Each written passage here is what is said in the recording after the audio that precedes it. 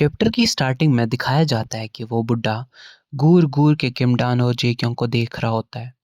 जेक्योंग की नज़र भी उसी बुड्ढे पर होती है और वो अपने मन में सोच रहा होता है कि ये बुड्ढा हमें इतना घूर घूर के क्यों देख रहा है। किमडान जेक्योंग से बोलता है, आपको क्या हुआ, आप उधर किसे देख रहे हो? और जैसे ही वो पीछे मुड़ के देखता है वो बहुत ही ज़्यादा डर जाता है। उसका पूरा बदन कांपने लग जाता है। उसके हाथ से वाइन का ग्लास भी नीचे गिर जाता है जिसके फिर टुकड़े टुकड़े हो गए। जेक्योंग किमडान से बोलता है, तुम्हें क्या हुआ? क्या तुम्हें कहीं पर चोट तो नहीं लगी ना इन ग्लास के टुकड़ों से? किमडान बोलता है, नहीं नहीं, आई एम रियली सॉरी, मेरी ही गलती है। उधर वेटर आ जाता है। वो बोलता है, कोई बात नहीं है सर, ये सब चीज़ें मैं अभी साफ कर देता हूँ। उस बुड्ढे की जिसके साथ मीटिंग होती है वो बिना बुड्ढे से मिले ही चला जाता है। जेक्योंग किमडान से बोलता है, क्या हुआ तुम्हें?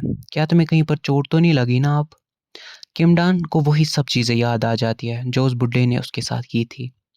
किमडान जेक्योंग से बोलता है, नहीं नहीं, मैं बिल्कुल ठीक हूँ, बस ये वाइन मेरे पैंट पे गिर गई, सो मैं जल्दी वॉशरूम जाके ये सब चीज़ें साफ कर देता हूँ। और वो वहाँ से चला जाता है। जेक्योंग सोचता है, यार इसे क्या हो गया अचानक से, क्या मैं इसके पीछे चला जाऊँ? फिर वो जाने ही वाला होता है कि उधर वो बुड्ढा जेक्योंग के पास आ जाता है और जेक्योंग से पूछता है, हे, क्या तुम उस किमडान के बॉयफ्रेंड हो? जेक्योंग बोलता है, क्या?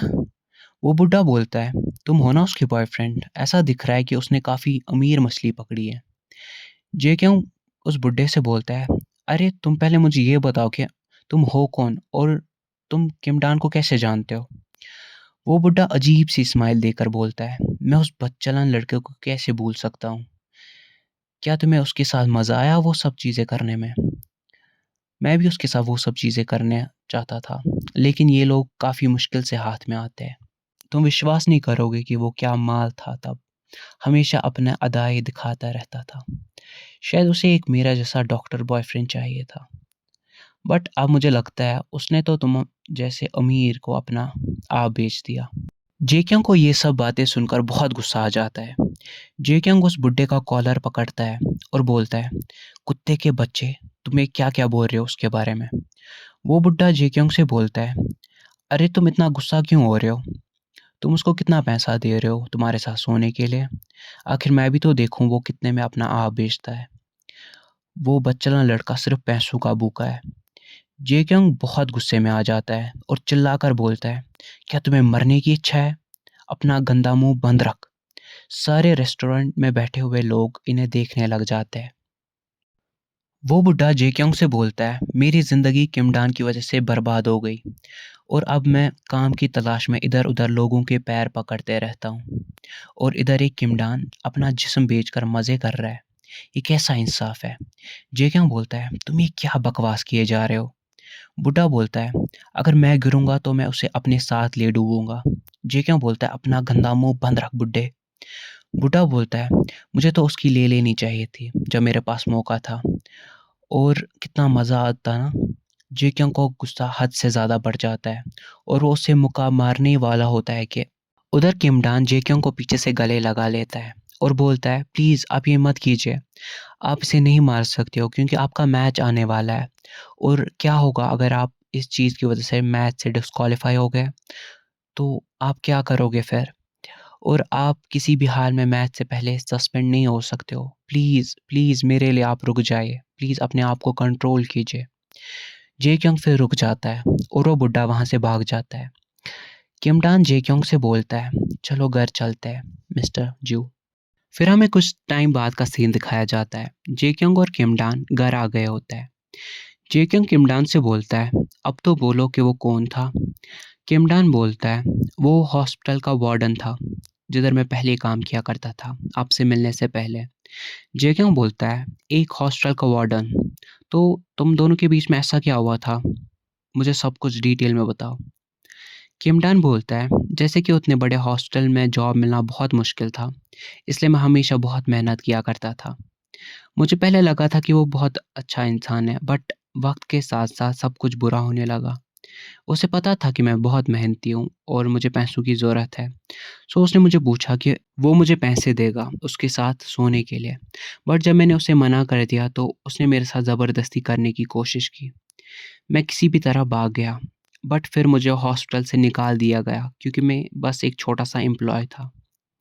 बस यही थी मेरी स्टोरी और फिर मेरे बारे में बहुत सारी अफ़वाहें फैलने लगी। फिर मुझे किसी भी हॉस्टल में नौकरी नहीं मिली और आखिर में मैं आपका फ़िज़िकल थेरेपिस्ट बन गया।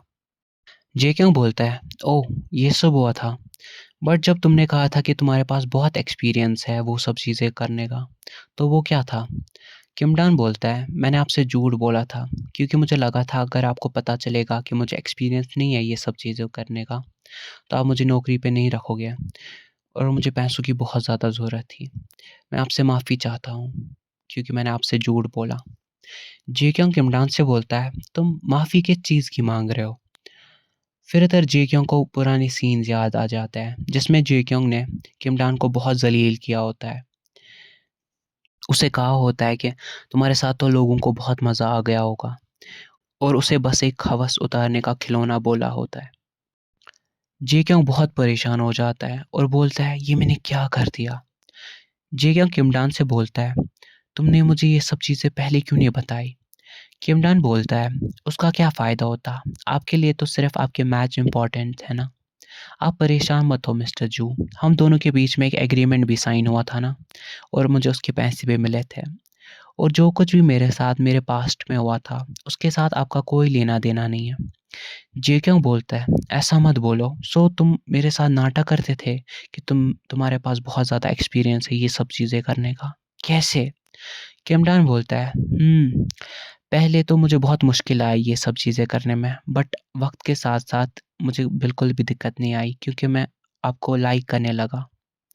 जे क्योंग चौंक जाता है और उसे फिर वही सीन याद आ जाता है, वो बर्थडे वाला सीन, जिधर जे क्योंग ने किमडान का गिफ्ट फेंक दिया था डस्टबिन में और उसे बहुत बेइज़्ज़त किया था और वो बहुत ज़्यादा घबरा जाता है जे क्योंग इधर और अपने मन में कहता है कि पहले से ही मैं तुम्हारे बारे में बहुत गलत था। तुमसे मिलकर मैंने सिर्फ़ तुम्हें दुःख और दर्द दिया है। फिर जे क्योंग को वही सीन याद आ जाता है झूले वाला, जब जे क्योंग ने किमडान से कुछ बोला था जो कि किमडान सुन नहीं पाया। तो इधर हमें दिखाया जाता है कि उसने बोला होता है कि चैंपियनशिप ख़त्म होने के बाद मेरा साथ नहीं छोड़ना। बट अब जे क्योंग अपने मन में बोलता है कि मैं कैसे ये चीज़ इसे बोल सकता हूँ? आखिर मैंने इसे दिया ही क्या है आज तक? और इसी सैडनेस के साथ ये चैप्टर एंड हो जाता है। Thanks for watching. Please subscribe my channel.